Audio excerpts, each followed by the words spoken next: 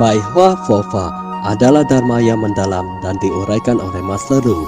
Menggunakan bahasa sehari-hari, menggunakan filosofi kehidupan, dan menggunakan contoh sederhana di kehidupan sehari-hari untuk menjelaskannya.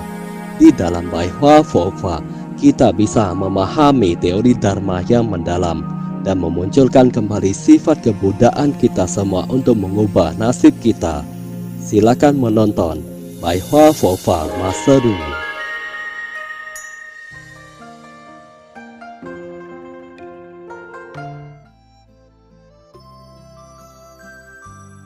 白话佛法光播讲座 episode 16 Kisah Master Zen Hui Rang 1. Master Zen Nanye Hui Rang pada dinasti Tang. Nama Master Zen ini adalah Hui Rang. Beliau lahir pada 677 Masehi dan meninggal pada 744 Masehi.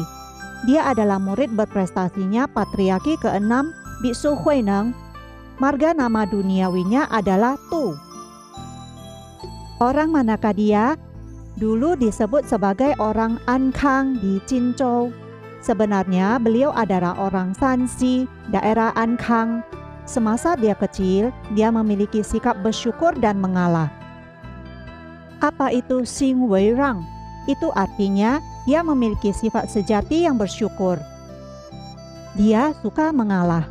Dia suka mengalah barang yang bagus untuk orang lain. Jadi ayahnya memberinya nama Hui Rang. Hui artinya berlapang dada. Anak ini sangat berlapang dada dan suka mengalah. Beliau bernama Hui Rang. Ketika Master Hui Rang berumur 10 tahun, dia sangat suka melihat buku Buddhis. Dia memiliki wajah biksu. Itu artinya sangat agung, tidak ternodai oleh kemewahan duniawi. Apa artinya Puran Shu Gui? Itu artinya tidak ternodai oleh keduniawian. Contohnya, dia merasa dirinya sangat hebat. Dia tidak begitu. Pada saat itu, ada Biksu Sanchang Xuanjing melewati rumahnya. Biksu Sanchang bukan Biksu Tan Sanchang. Sanchang di sini artinya Sutra Pitaka, Vinaya Pitaka, dan Abhidharma Pitaka. Itu adalah biksu yang serba bisa. Beliau melewati rumahnya. Xingjiao artinya melewati rumahnya secara kebetulan.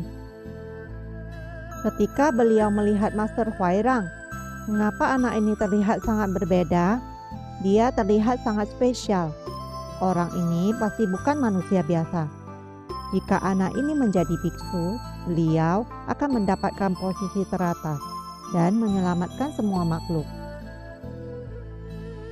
Itu artinya jika anak ini menjadi biksu, dia akan mendapatkan posisi teratas. Itu artinya biksu besar yang menyelamatkan semua makhluk. Pada umur 14 tahun, Master Hui Rang meninggalkan keluarganya. Dia menuju kuil Yuquan, Jingzhou. Kuil Yuquan masih ada hingga sekarang. Dia menjadi biksu dan belajar menaati sila. Dia mempelajari Vinaya Pitaka atau kitab yang mempelajari sila. Setelah 8 tahun lamanya, dia telah menaati semua sila. Itu artinya beliau telah menaati sila Bodhisattva. Beliau terus mempelajari Abhidharma Pitaka lagi. Dalam lingkungan biksu, Abhidharma Pitaka khusus mempelajari hukum atau kita sebut sebagai sila. Itu adalah hukum para biksu. Pada akhirnya, beliau merasa kegunaan mempelajari Abhidharma Pitaka terhadap pembebasan hidup dan matinya kurang besar. Lalu, beliau berkata, "Saya telah menaati sila selama 5 tahun. Performa belajar hukum saya sangat baik dan tegas. Saya ingin mencari kebenaran, tapi sulit ditemukan. Saya telah menaati sila selama 5 tahun." Usia artinya 5 tahun, musim semi sampai dingin, yang dimana musim panas yang paling utama.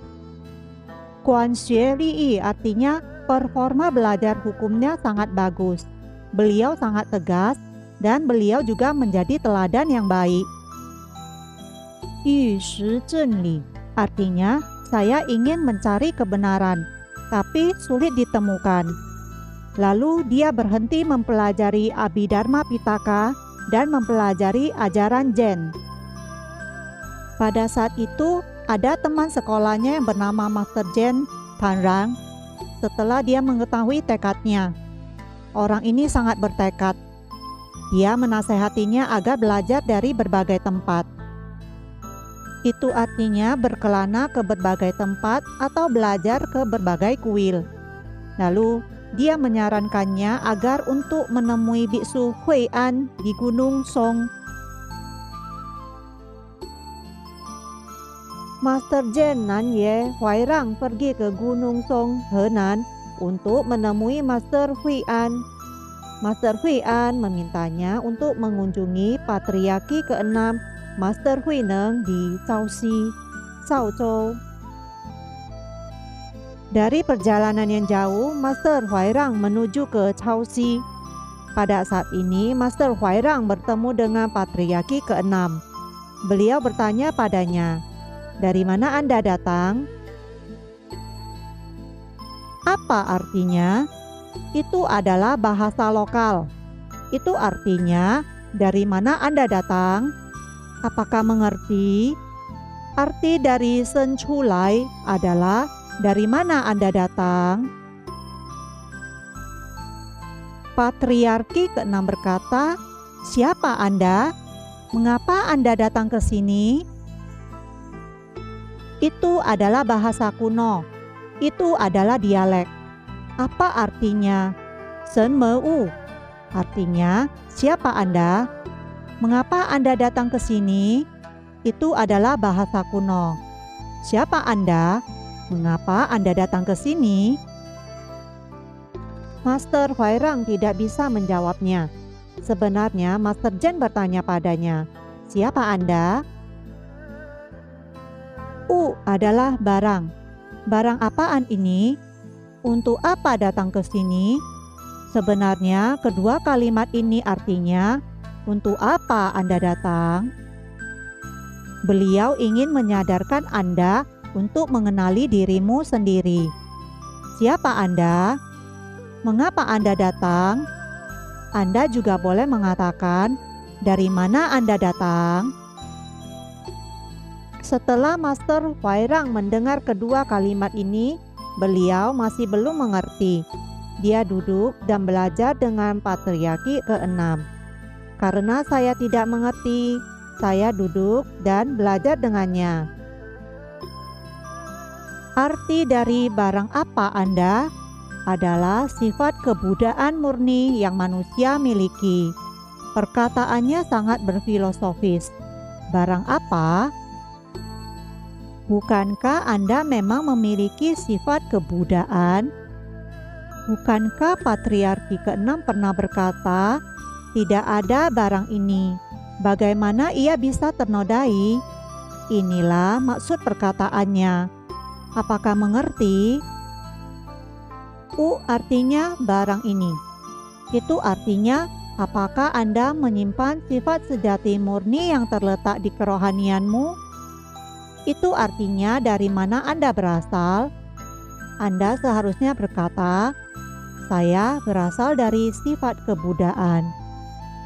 Selama beberapa tahun ini, Master Huairang belajar Dharma dengan Master Hui Neng. Beliau pun perlahan tersadarkan. Hati dan sifat sejati kita tidak boleh terikat oleh wujud popularitas dan kepentingan. Jangan sampai hati nurani dan sifat sejati kita mengikat diri kita karena wujud popularitas dan kepentingan. Apakah ada orang yang begini? Ada orang yang rela mencelakai orang lain demi popularitas dan kepentingan yang sepele. Ada orang yang rela mencelakai orang lain demi keuntungan yang sepele. Terikat oleh wujud popularitas dan kepentingan. Arti dari perkataan ini adalah sebuah pikiran tersadarkan. Anda akan membentuk teori Buddha. Itu artinya jika Anda tersadarkan, maka Anda akan memahami segalanya. Setelah Master Chen Nanye Huairang melayani dan mengikuti patriarki ke-6 Huineng selama 8 tahun, suatu hari Master Huairang tersadarkan.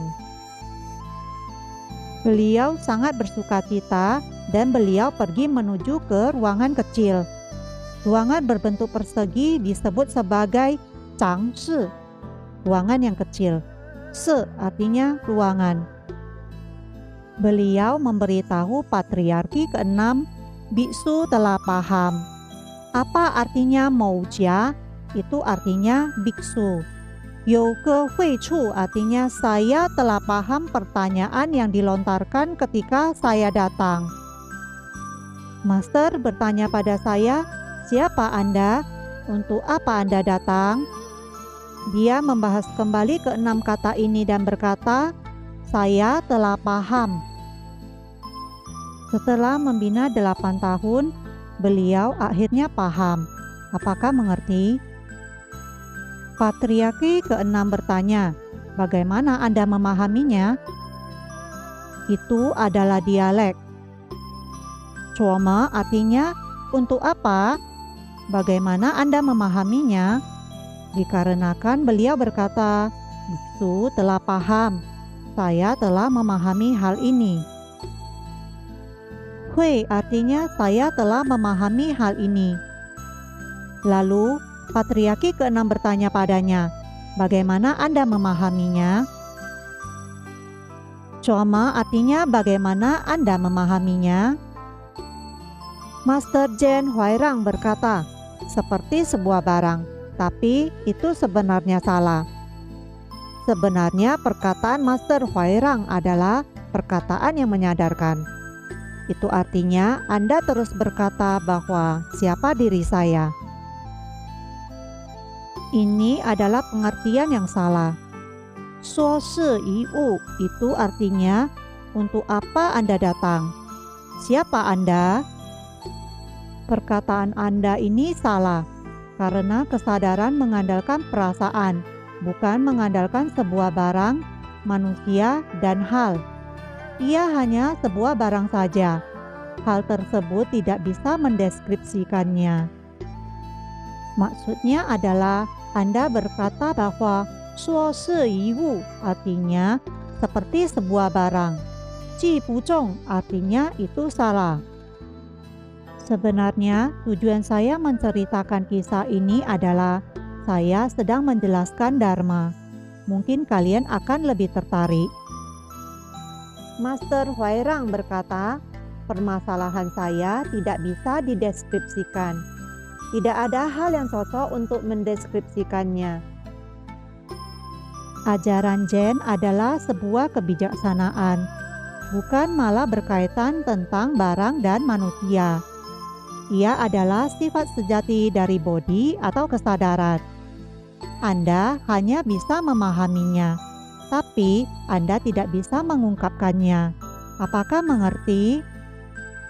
Sebenarnya kalian memahami hubungan antar manusia, tapi kalian tidak boleh mendeskripsikannya. Sekali Anda mengatakannya, itu tidak akan manjur lagi. Apakah mengerti? Itu dinamakan sebagai kesadaran. Intinya adalah sifat kebudaan. Mengapa Sang Buddha memegang bunga sambil tersenyum? Sebenarnya, orang yang pernah mempelajarinya paham akan itu. Sekali Dharma mengamati perilakumu, dia akan tahu bahwa Anda adalah praktisi Buddhis. Sekali Dharma mengamati perilakumu, dia akan tahu bahwa Anda adalah bukanlah praktisi Buddhis. Inilah kesadaran. Sebenarnya itu tidak ada artinya. Anda harus menyebutkan sebuah barang, maka itu disebut sebagai terlihat benar, tapi sebenarnya salah. Jika Anda menganggapnya sebagai objek, tapi sebenarnya ia bukan objek. Anda menganggapnya sebagai objek, jadi ia bukanlah objek. Ji bu zhong artinya salah. Patriarki ke-6 bertanya lagi, apakah Anda masih bisa membina dan membuktikannya? Xiu artinya membina diri dan membuktikan. Jika Anda sudah mengatakan bahwa hal itu tidak bisa dideskripsikan, apakah Anda bisa membuktikannya? Jika demikian, apakah Anda masih perlu membina dan membuktikannya? Anda sudah berkata bahwa itu tidak bisa dideskripsikan dan hanya bisa dipahami di dalam hati. Jika Anda hanya perlu tersadarkan, maka Anda tidak akan ada ajaran yang bisa dibina lagi. Itu artinya jika dia berkata bahwa itu adalah hal yang salah, maka dengan cara apa agar dia bisa menyempurnakan sifat sejatinya? Beliau berkata, dengan cara apa lagi Anda membina dan membuktikan perkataanmu ini? Atau bagaimana beliau bisa membina Dharma? Master Huairang berkata, membina dan membuktikan adalah hal yang nyata. Noda kotoran tidak akan kalian dapatkan. Maksudnya adalah, saya membina diri dan membuktikan Dharma. Anda tidak boleh mengatakan bahwa saya tidak membinanya. Anda tidak boleh mengatakan bahwa saya tidak membinanya. Jadi, apakah saya perlu membinanya? Master Zen memberitahu kita bahwa belajar Dharma dan membina diri tidak termasuk pembinaan diri, tapi ia termasuk pembinaan diri juga. Jika dikatakan bahwa Dharma tidak perlu dibina, maka orang yang tidak membina Dharma akan selamanya menjadi manusia biasa. Jika Anda berkata bahwa Anda tidak membinanya, maka Anda mungkin masih berada di dalam tumimbal lahir. Jika Anda berkata bahwa Anda telah membinanya, saya tanya padamu, apa yang Anda bina? Anda sudah tahu apa yang boleh dan tidak boleh dibina. Anda saja belum tersempurnakan, jadi perkataanmu pasti salah. Sebenarnya, apakah Anda membinanya atau tidak, dia sedang berada dalam membina dan tidak membina, supaya Anda berada kesadaran. Hal tersulit bagi praktisi Buddhis adalah ketika kita masih belum menemukan bodi dan sifat sejati kita, pada saat itu kemungkinan kita akan menyimpang. Apakah Anda boleh berkata bahwa dia tidak membina? Dia masih harus membinanya. Tapi bagaimana jika menyimpang? Bagaimana kalau tidak berhasil membina bodi dan sifat sejati? Lebih baik tidak membina saja? Apakah Anda membina atau tidak? Anda harus membina diri dan Anda harus mencapai penerangan sempurna. Itu adalah membina dan membuktikannya. Jika Anda telah membina dan membuktikannya, Anda pasti tersempurnakan. Membina dan membuktikan adalah hal yang nyata. Bodi dan sifat sejati yang terdapat di sifat kebudaan ada di dalam tubuh kita. Ia tidak berkurang di alam keduniawian dan tidak bertambah di alam kesucian. Anda tidak akan berkurang di dalam alam keduniawian. Anda juga tidak bertambah di alam kesucian. Ini adalah hal yang disampaikan di dalam Parita Sincing. Jalan tengah, tidak berkurang dan bertambah. Master berikan contoh sederhana. Ada salah satu murid telah berguru dengan saya 11 tahun yang lalu. Anda masih belajar pada saya sampai hari ini, dan Anda masih sangat bajik. Apakah pikiranmu mengalami penambahan dan pengurangan? Tidak ada kan? Anda masih menjadi murid saya dari dulu hingga sekarang. Tidak mengalami penambahan dan pengurangan kan? Anda sudah berhasil dalam pembinaan diri. Tingkat kesadaranmu sudah tinggi dan sudah seperti bodhisattva. Apakah Anda mengira bahwa Anda telah mengalami penambahan? Anda masih dalam proses pembinaan diri. Meskipun Anda sudah terlepas dari 6 alam kehidupan, Anda masih harus membina diri. Benar kan? Tidak bertambah di alam keduniawian, tidak berkurang di alam kesucian. Jika menggunakan ilmu modern, kehidupan ini memiliki 2 sistem. Itu adalah sistem tersesatkan dan sistem tersadarkan. Sistem tersesatkan artinya Manusia memiliki sisi tersesatkan. Sistem tersadarkan artinya manusia memiliki sisi tersadarkan terhadap suatu hal. Terkadang manusia sedang dalam proses pemilihan. Anda ingin memilih tersadarkan atau tersesatkan terhadap suatu hal, itu semua bergantung pada pilihanmu sendiri. Bagaimana dari kesesatan menuju kesadaran? Anda harus benar-benar membina diri di dalam proses ini.